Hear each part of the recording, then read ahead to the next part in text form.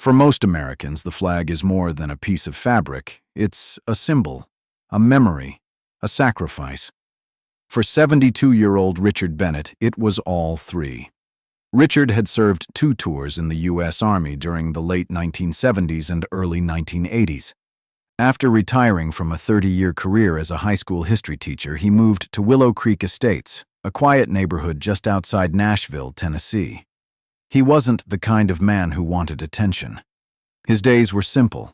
Wake up at 6, drink coffee on the porch, walk his golden retriever, Scout. And every morning, without fail, he would step outside and raise the same American flag he'd owned for nearly 20 years.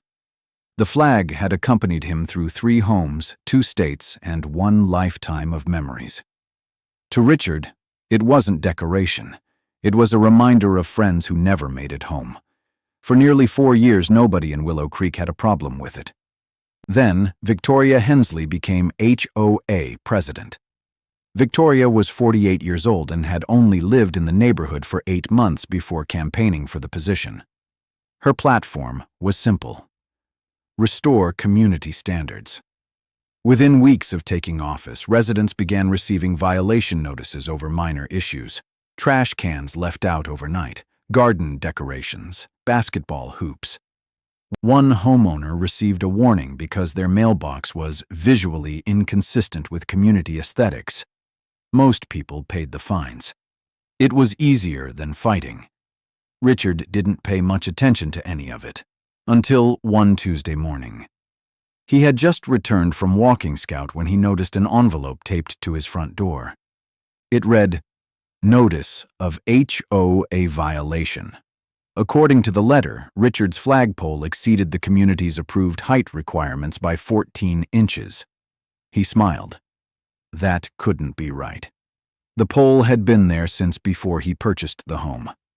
The next line made him stop reading. Effective immediately, residents are prohibited from displaying flags exceeding HOA visibility guidelines. Richard read it again, then a third time. He quietly folded the paper and walked inside.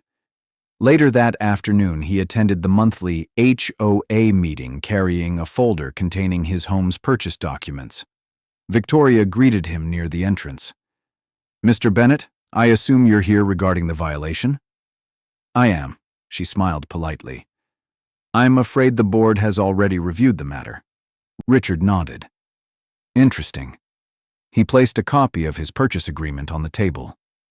This document specifically states homeowners are permitted to display 1 American flag in accordance with federal law. Victoria barely looked at it. Community standards take precedence. Several residents exchanged uncomfortable looks. Richard leaned back in his chair. "Actually, they don't."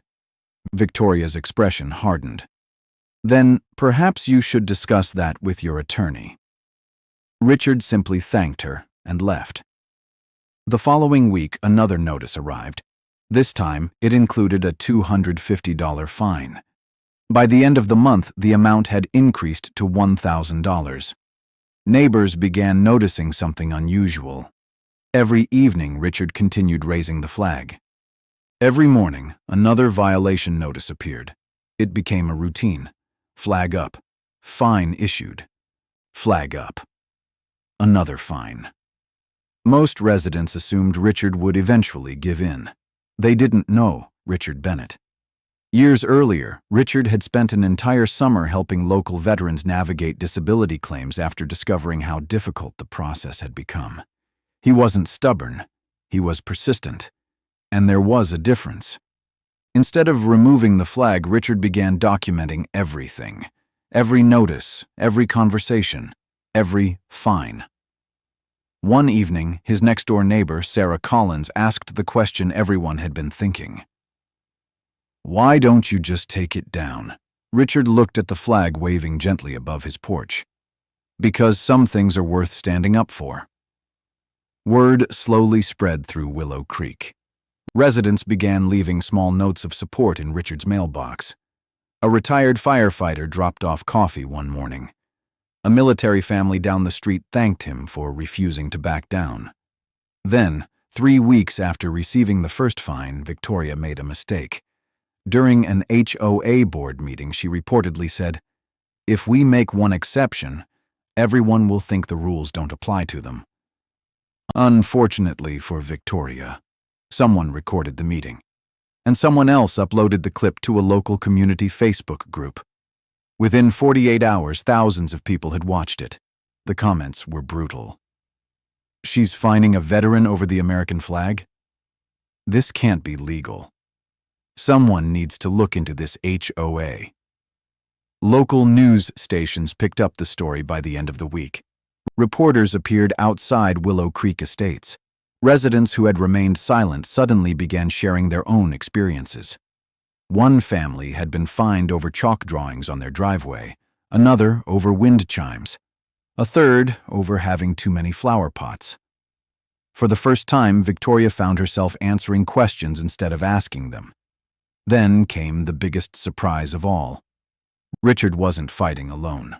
Unbeknownst to most of the neighborhood, Richard served on the board of a non-profit organization that provided legal assistance to military veterans. One phone call later, an attorney specializing in veterans' rights agreed to review the case. The attorney's conclusion was immediate. Federal law protected Richard's right to display the American flag. The HOA had no authority to prohibit it. A formal legal notice was sent demanding that every fine be withdrawn immediately. Victoria refused. That decision would prove costly. Within a month, Willow Creek Estates found itself at the center of a lawsuit alleging abuse of authority, selective enforcement, and violations of federal protections regarding the display of the American flag. Discovery revealed something even more damaging. Multiple residents had displayed seasonal flags over the years without receiving a single violation notice. Only Richard had been fined. The court considered that evidence of selective enforcement. Then came the hearing. The judge reviewed photographs showing Richard's flag displayed respectfully and in compliance with federal guidelines. He reviewed HOA documents, meeting minutes, violation notices. And finally, he asked Victoria a simple question. "Can you identify any authority granting your association the right to prohibit the display of the American flag?" Victoria remained silent, because there wasn't one. The ruling took less than 15 minutes. All fines were immediately dismissed. The HOA was ordered to pay Richard's legal fees, and the judge issued a written opinion reminding homeowner associations that federal protections do not disappear at neighborhood entrances. By the following weekend, something remarkable happened. Residents throughout Willow Creek began displaying American flags outside their homes. 1, then 10, then 30. By Sunday evening, nearly every house on Richard Street had a flag flying proudly from the front porch. Neighbors gathered outside his home just before sunset. Someone brought cookies, someone else brought folding chairs. A local Boy Scout troop volunteered to help replace his aging flag with a new one. As Richard secured the final clip to the pole, the entire street applauded.